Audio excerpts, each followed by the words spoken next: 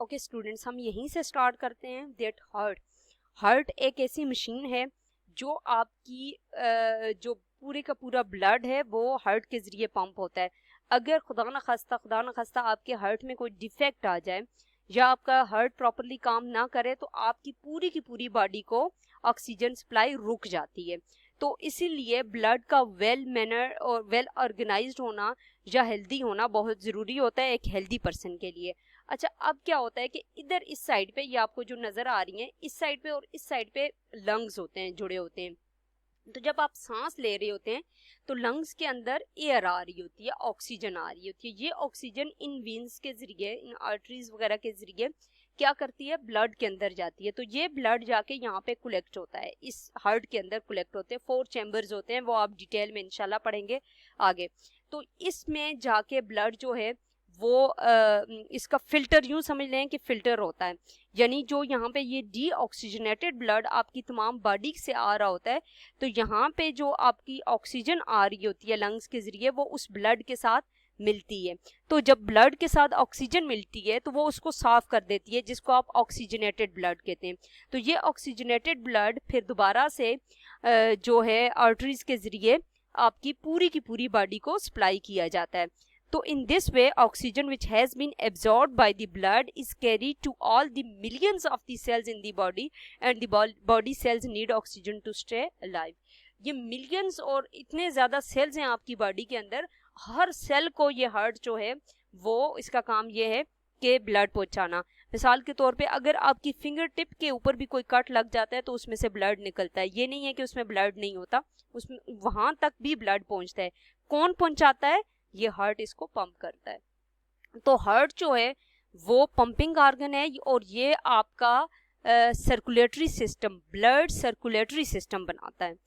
पिछली की स्लाइड्स मैंने पार्ट 1 में कर दी थी, ये पार्ट 2 है। इसी को यहीं से ज्वाइन कीजिएगा और यहीं से सुनिएगा। ये आपका पूरा टॉपिक है जो कि 2 पार्ट्स में मैंने आपको बताया है। इससे पिछली स्लाइड में आप देखें, मैं आपको प्रीव्यू कर देती हूँ। ये लंग्स के बारे में मैंने आपको डिटेल में बता दिया।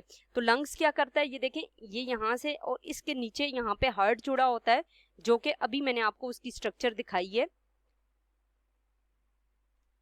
ये इसके आगे ये हार्ट जुड़ा होता है और हार्ट क्या करता है, सर्कुलेट करता है ब्लड को to all parts of the body.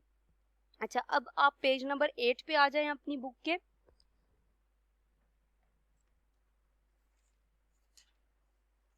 Page number 8 के ऊपर आपकी एक्सरसाइज है।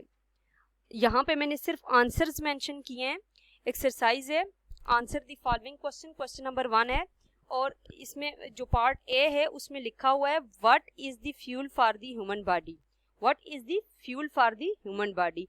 Of course we have learned from the previous lectures that food is the fuel for the human body.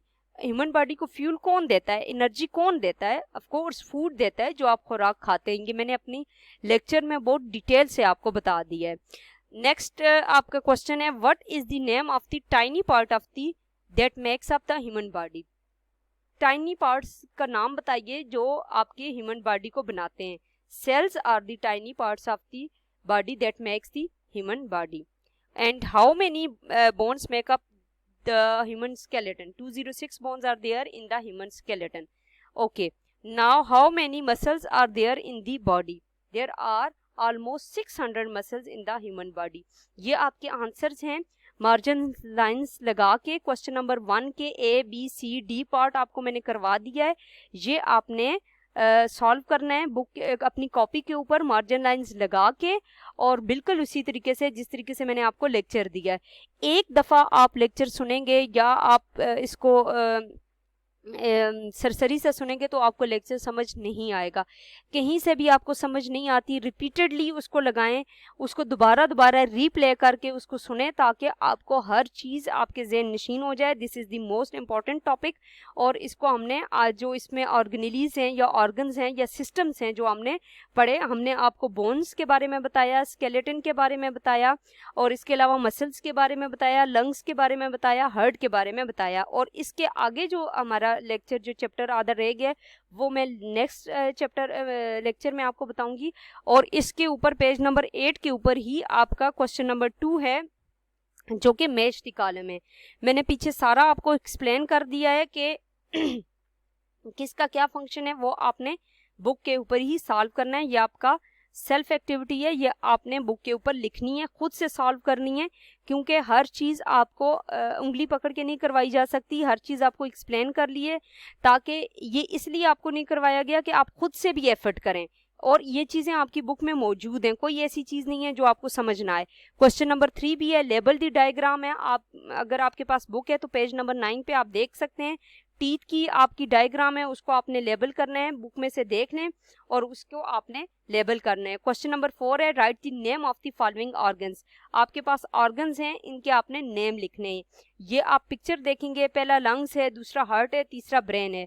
तो इसी तरीके से आपने अपनी बुक के ऊपर पेज नंबर 9 के ऊपर इसको सॉल्व करना है। दिस इज योर होमवर्क, और इसको भी आपने बुक के ऊपर सॉल्व करना है। इन क्वेश्चंस को कॉपी के ऊपर करने की ज़रूरत नहीं है, जबकि क्वेश्चन नंबर 1 के जो पार्ट्स हैं A B C D, इसको आपने अपनी नीट कॉपी के ऊपर मार्जिन लाइंस लगा के प्रॉपरली करना है।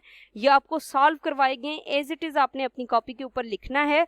और अगर कहीं से आपको समझ नहीं आती तो आप इसको लेक्चर को रीप्ले करके दोबारा से देख लें। तब तक के लिए नेक्स्ट लेक्चर में हम फिर आएंगे, जो हमारा हाफ चैप्टर रह गया है, जिसमें हम टीथ, ब्रेन्स वगैरह के बारे में पढ़ेंगे। तो मैं आपको एक्सप्लेन करूंगी हर चीज़, और आप तब तक के लिए आपने क्या करना है कि अपनी नोटबुक के ऊपर या अपने होमवर्क अच्छे तरीके से करना है। लापरवाही से याद रखना काम नहीं करना, क्योंकि लापरवाही से करेंगे तो हमारे लिए भी मुश्किल होगी और आपके लिए भी मुश्किल होगी। समझने के लिए फिर कहती हूँ कि बार बार वीडियो को चेक करें, बार बार उसको प्ले करें, और जिस पॉइंट की समझ नहीं आती उसको दोबारा लगा के उसको सुने, तो आपको आसानी से समझ आ जाएगी।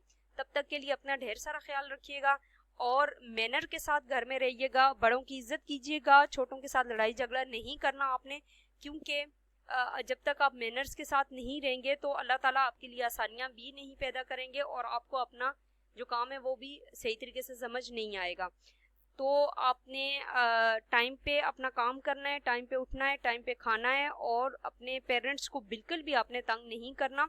और आपके पास जो टाइम बच जाता है उसमें आप अपनी कर सकते हैं, तिलावत वगैरह कर सकते हैं, और अपना जो प्रीवियस वर्क है, अगर किसी को पेंटिंग वगैरह का शौक़ है या कोई क्राफ्ट वगैरह का शौक़ है तो आप ज़रूर कीजिए, ताकि आपका टाइम अच्छे से स्पेंड हो जाए। तो नेक्स्ट लेक्चर में हम फिर मिलेंगे, तब तक के लिए bye bye, thank you very much.